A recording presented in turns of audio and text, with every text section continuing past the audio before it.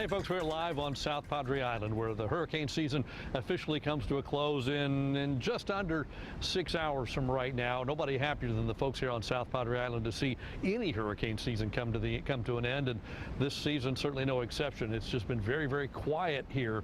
There were a lot of storms. It was an active season overall, but here in South Texas, really in all of Texas, turned out to be a very, very quiet year. Take a look at the map, and it shows you again the number of named storms, 15 of them, 14 after June 1st. There was one in January, one that formed in late May, and then you see all the rest, and there they all are. Notice the real emptiness in that track over the western Gulf of Mexico.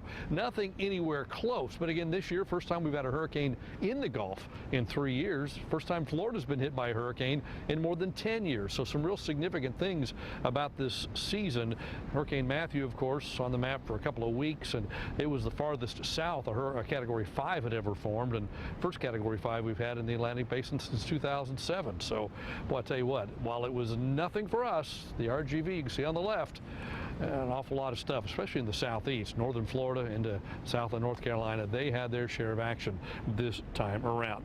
Well, let's talk about valley weather today, because what a change from yesterday, huh? That north wind came in with that front late last night, early this morning, and temperatures are way cooler. 72 here on the beach right now, 67 in Brownsville, 69 in McAllen, or 74 rather, McAllen, 69 still in Weslaco. We will all cool off tonight with readings overall dropping into the 50s for the most part. Look at the dew points though. Yesterday dew points were in the 60s and 70s, and now they're in the 20s, 30s, 40s, 50s, depends on where you are. The average dew point across the valley right now about 40.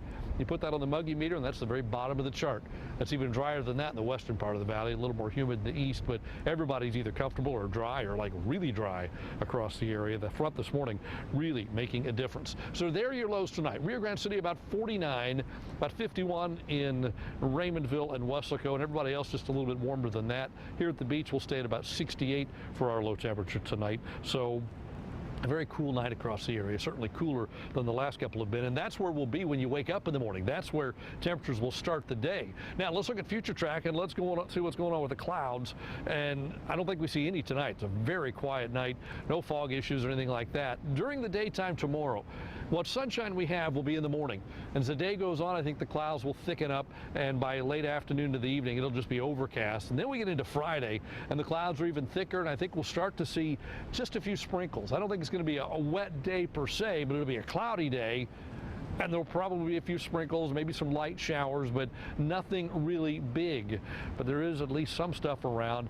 Moisture continues to thicken up into Saturday, but at the same time, we start to warm up again. With Saturday's temperatures back up around 80 or so, maybe even warmer than that in some places, but spotty showers are still a possibility. Now, I know a lot of folks have plans to go to the Big McAllen Lighted Holiday Parade Saturday night. There's a chance that can come off without any rain, but there'll be rain around it. You know, there'll be rain maybe before it, a shower, thunder shower in the afternoon, and then some stuff develops in the evening or at night. Hopefully after the parade's over. Not a guarantee yet. We're trying to keep our fingers crossed, because you see, we go to 70% chance on Saturday, mostly evening and night. So it's going to start, I mean, in earnest, sometime late Saturday night. It's a question of whether it'll start during the parade or not until after the parade. So at this point, if you're planning to go, you might want to plan on taking rain gear with you, just in case it does start during the parade. Let's look at Texas now, see what's going on across the state. Really pretty quiet. That front really clearing things out.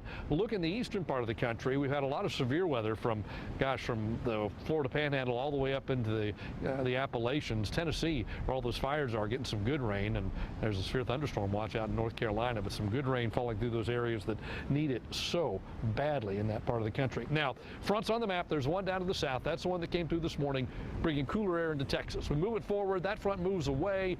Tomorrow's still a nice day, but notice the clouds begin to work their way back in tomorrow.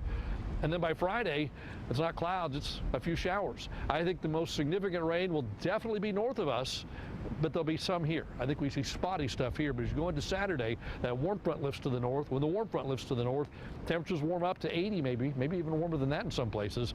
And then we see the rain break out as that low pulls away, and that shoves some cooler air in here for Sunday as a front forms right on top of it. So Sunday definitely looks cooler, and Sunday has a better chance of rain even than that, I think, as maybe some light stuff begins to form.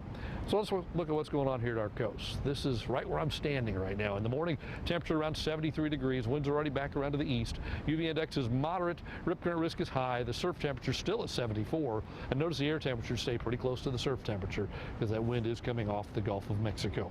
Here are the tides. There are 2. Seas 3 to 5 feet. The bay is a little bit choppy. We can vouch for that as we came across the causeway, and the surf kicking up pretty good out here as well tonight. So here's what we have for tonight. 51 under clear skies. That's an average low. Some places a little cooler than that in Stark County. Here at the beach a little warmer than that, but 51 is the average. Then tomorrow I think we see sunshine in the morning, but by afternoon clouds build in. We still see temperatures climbing back into the 70s, and winds will work their way back around by the end of the day, probably out of the southeast once again. So here's that 7-day forecast. And as you take a peek at it, notice temperatures go up, not down. We're at 77 tomorrow, 81, 84. But look at Sunday. When that low forms right on top of us and moves away, it gives us a driving northerly wind. That pushes cooler temperatures in here for Sunday. And then we bounce back early next week. This forecast through Wednesday keeps us warm. Long-range models have another front coming in by Wednesday. That front could be one of the strongest ones we've seen in a while. At least that's what all the models are hinting at now. So by the middle of next week, we could see some big-time cool temperatures moving across Texas. That's your updated First Warn 5 forecast. Live on South Padre Island. Tim Smith, Channel 5 News at 6.